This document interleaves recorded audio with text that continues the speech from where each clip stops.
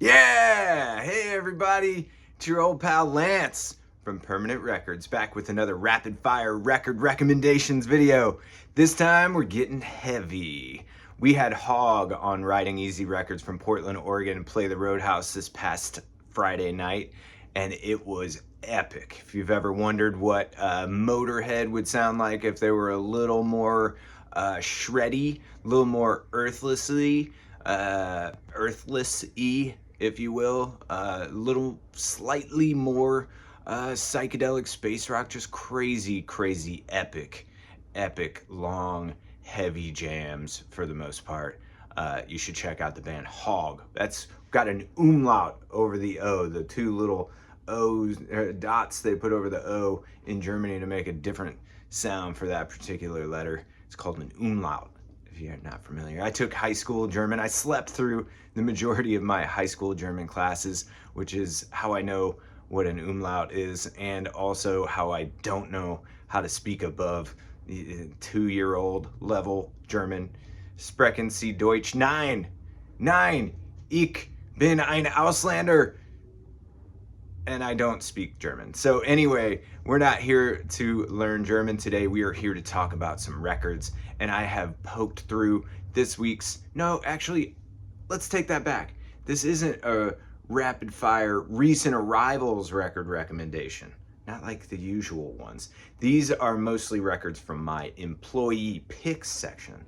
I happen to own Permanent Records, but I still get an employee picks section because I said so. And I love putting recommended records in my picks section over there. It's chock full of great stuff. I put stuff in there from all different genres. Not only are there hard and heavy rock records like I'm going to talk about somewhat extensively today, I also have this incredible Rotoscope Down album by Steely Dan. This is a unofficial release from way back when. I don't remember when this came out, but the recordings are from the 1973 American tour. I think they did like a promotional only show for record execs, and yeah, very cool document of the band at that time. Doing the songs, a lot of the songs you know and love from the pre-1973 era Steely Dan catalog, but the recording is super raw and lo-fi. So if you ever wanted to hear the stripped down, unpolished Steely Dan, this is one way to do it. I highly recommend this record if you've never heard it. Shout out to my pal Dante Carfagna for turning me onto this record like over 15 years ago now. Took me a long time to get a copy of my own. I've had one for many years, and every time I see it out in the wild, I pick it up just to turn new people onto it. It's just that good. I would not say that I'm a serious Steely Dan head, but I have grown to appreciate it over the years, and now I'm playing the lighter side, the mellow stuff on a new radio show on a platform called Rover. That's ROVR. So if you're into like more laid back, funky country, cosmic American music, psychedelic yacht rock, trippy troubadours, that sort of thing, it's the mellow side of a heavy trip. It's called The Come Down. My show is called The Come Down, so check that out. I'll try to remember to put a link in the comment section below to that. Anyway, also, kind of on that tip, actually, this would fit in fairly well on The Come Down. This is Sonny Bono's solo record. It's called Interviews, and it is psychsploitation to the max, especially on 2 different tracks on here. Pammy's on a Bummer is one of the tracks. It's over 11 minutes long. I want to say it's like 13 minutes long. I don't have my glasses on. No, Pammy's on a Bummer is only 8, but I Just Sit There, which is the title, or I'm sorry, lead off track on side A. If you want to check out, if you think you're not down with Sonny Bono, but you like Psych and you haven't heard this yet, this used to be kind of a big deal. People freaked out about this like 10 years ago. People have kind of mellowed on this tip lately, as they have on a lot of things mid to late 60s. Anyway, Sonny Bono's Interviews, no Cher on this record, aside from that little drawing of her coming up from the smoke out of the ether there next to Sonny on the cover. This is a really interesting document. Not a great record all the way through, I'll be honest, but Pammy's on a Bummer and I Just Sit There are two incredible psych tracks from this era. Whether they're legitimate or not is up to you to debate in the comments below. I love them. I still have a copy of the Pammies on a Bummer 45 in my boxes, and I will pick this record up all day. It's hard to find in good shape, but not expensive. This one's 15 bucks, still in the shrink, super, super clean. Man, are we gonna get to the hard and heavy stuff? Maybe not in this video. Let's rip. This is Bobby Darin, AKA Bob Darin. I've talked about this record in the past. More than one track off of this record, I think, are featured on the country funk comps that Light in the Attic did. And this is truly funky country. Early 70s, or maybe late 60s. I don't have the dates. I didn't do research. I didn't take notes for this video. As usual, I don't normally take notes. These are unscripted, off the cuff videos. This is an amazing album. Just go check this out. The whole record is incredible, but let's see what are some of the highlights on here. Of course, the track listing's not on the back. I'm spacing on the titles, doesn't matter. Not for the purposes of this video. Just listen to the whole album. Commitment, it's really good. The Next World, symphonic rock. I checked this out for the first time this week, actually. We got a copy of it in used, and I was very pleasantly surprised. It's not especially symphonic rock, not in the traditional sense. It's a pretty cool kind of garagey psych record, actually. Maybe there's strings on here. I don't remember them being annoying. And I think this record deserves a little more shine, so I'm showing it here. If you see this record out and about, I think most of you would buy this based on the way the jacket looks, the way that I did, and you'll be pleasantly surprised. Yeah, the Next World, really cool stuff. Even I, as someone who's been doing this for more than 2 decades for a living, am pleasantly surprised by things I've never seen before. Anyway, this is Dr. Octagon. This is a hard pivot from what I've been showing up to this point. This is Kool Keith under the alias Dr. Octagon. Kool Keith is the coolest, what can I say? And Dr. Octagon is his like alter ego. I don't know, psychedelic hip hop is kind of a good way to describe this. This is really, really weird, out there, experimental hip hop, but it still slaps. It's groovy as hell and kind of hilarious at times. I'm not sure if he means to be funny, but it is funny occasionally. But you could still just bump this cruising down the strip. It's really, really sick. The beats are incredible, and the rhymes are dope as well. So yeah. Yeah, I always get a kick out of the back cover. I love the front cover. I think that's a classic image right there. But anyway, I forget who the guy is in the jumpsuit on the back. Please comment below if you know who that is. He looks familiar, but I don't remember who it is. Anyway, holy shit, we're already halfway through this video, and I haven't even done what I came here to do. Let's talk about hard and heavy records. This is Road from 1972. This is a heavy psych record. Hard rock, heavy psych meets at the Road with Noel Redding on this thing from the Jimi Hendrix Experience. This record came out in 1972. It's not common. You don't see this out in the wild very often. It looks amazing, and it's just as good, if not better, than you think it might be based on the album cover. Absolutely stunning. Road did just 1 LP together, and that was it. No idea why they didn't do more. I wish they had, because this record is one of the strongest debuts and maybe one of the best records by a band that only put out 1 LP on a major label. Speaking of bands that did just 1 LP on a major label, this is Landslide's Two-Sided Fantasy. This came out on Capitol, also in 1972. Not as good as the Road record, but this record is also really killer early 70s hard rock. I think there are drum breaks on here, and this record was collected for that at the time, but rock heads will absolutely enjoy this. If you're looking for an obscure record to file next to your Jimi Hendrix, your Led Zeppelin, your Grand Funk, get this Landslide record. You will not be disappointed. Here's one I've talked about numerous times in the past. This is Corporal Gander's Fire Dog Brigade presents On the Rocks.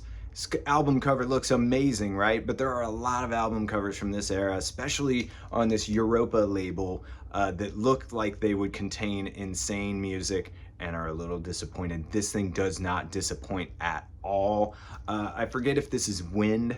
I think it's Wind. I always mix up whether Corporal Ganders is Wind or Lucifer's Friend, but I think it's Wind. Anyway, Wind under a different name, obviously.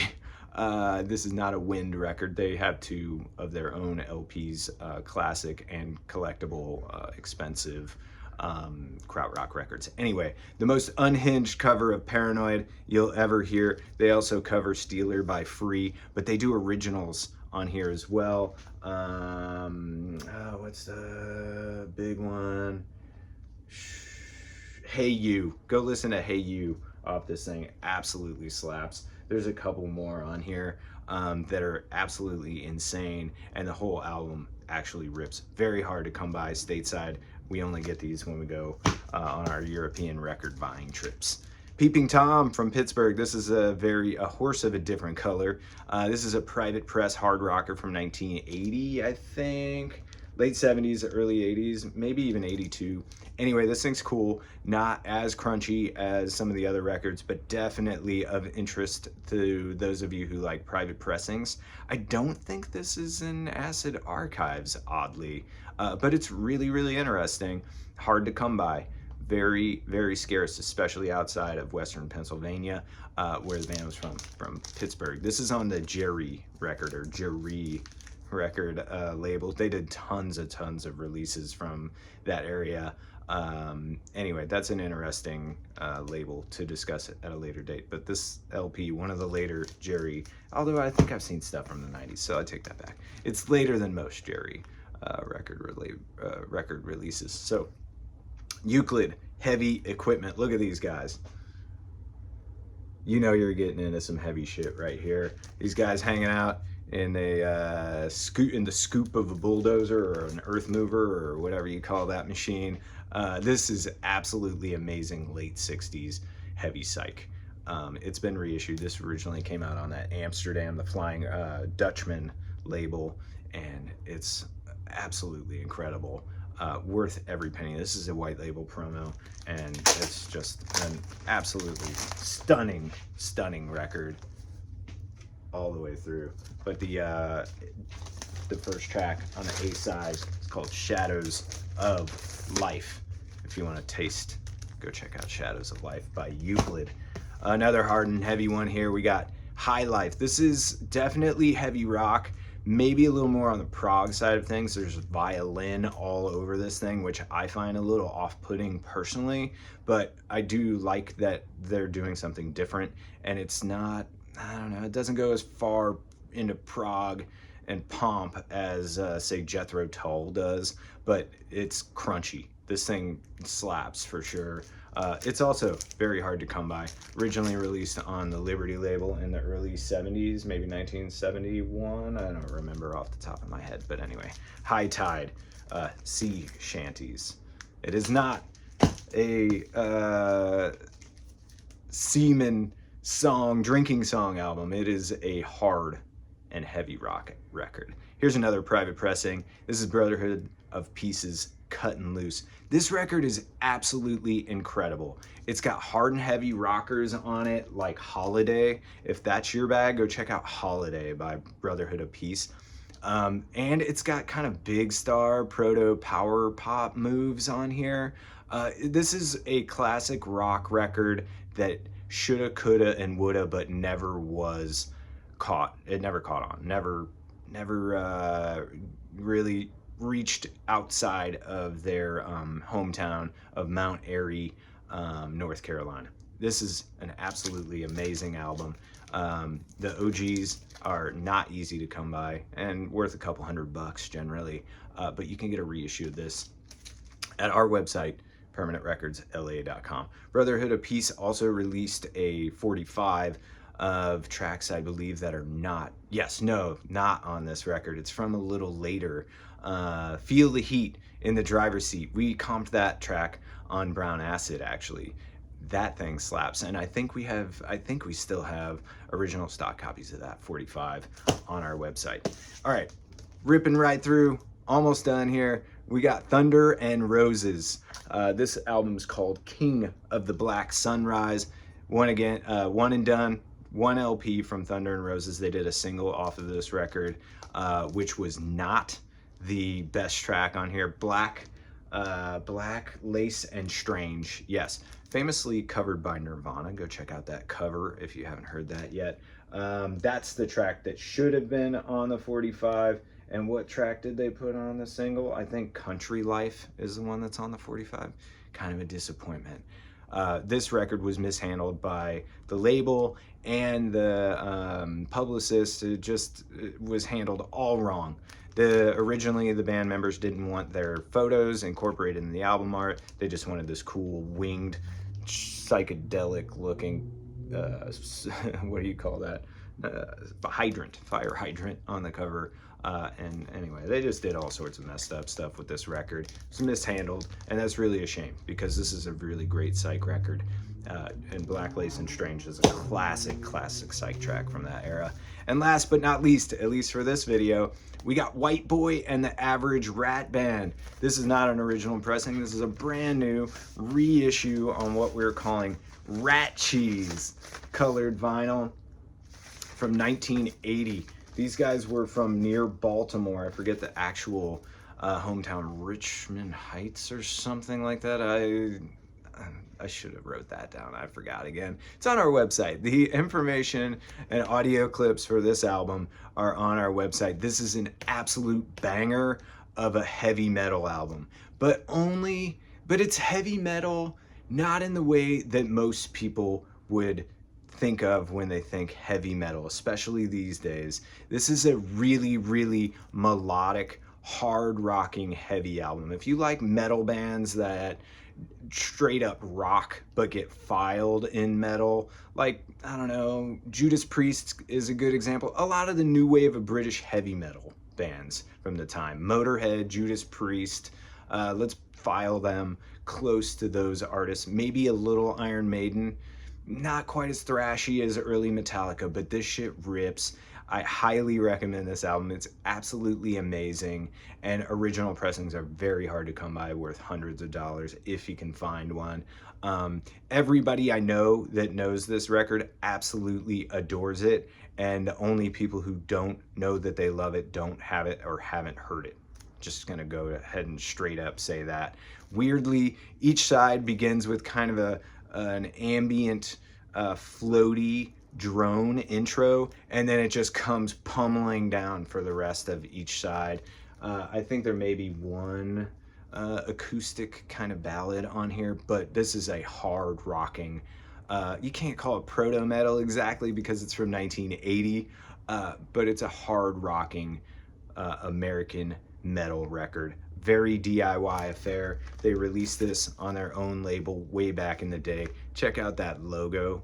That logo is so cool that my girlfriend actually has a tattoo of that. If I had any tattoos, I would get some. If I had any tattoos, I would very seriously consider this as my first. That's how much I love this record. I'm so stoked to have been the A&R guy behind putting this out on Riding Easy Records in this month, 2025. Here we go. Yeah, and like I said, what else can I say about this record? That's it for now. We're running out of time. If you're intrigued by this, go check it out at permanentrecordsla.com. And while you're there, pick up some other stuff, like this Highway record. We have original reissues of this from 2015. There were only 550 of these, Stoughton jackets, etc. We got this Bang reissue, Mother, Bow to the King. That's up at permanentrecordsla.com. Of course, you can get all the Brown Acid records because I'm the curator of this series. That's how you know how deep I go with the hard and heavy rock from the late 60s and early 70s. And of course, the mother of all hard rock records, one of the scarcest and most expensive originals you could ever possibly find, if you were lucky enough to find one. There are 5 known copies of the original pressing of the Stonewall record. We still have reissues of this on our own label at our website, permanentrecordsla.com. Get them all.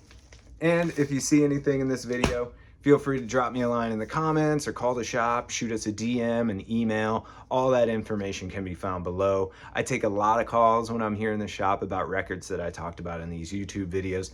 Thank you to those of you who've purchased things that I featured in these videos. I'm always happy to oblige whenever possible, so don't be shy. Shoot me a comment, reach out and touch me, please. Cue the Depeche Mode or whatever artist did that song in the 80s. Anyway, that's it. Also correct me in the comments below. I shouldn't say that kind of stuff. See you next time.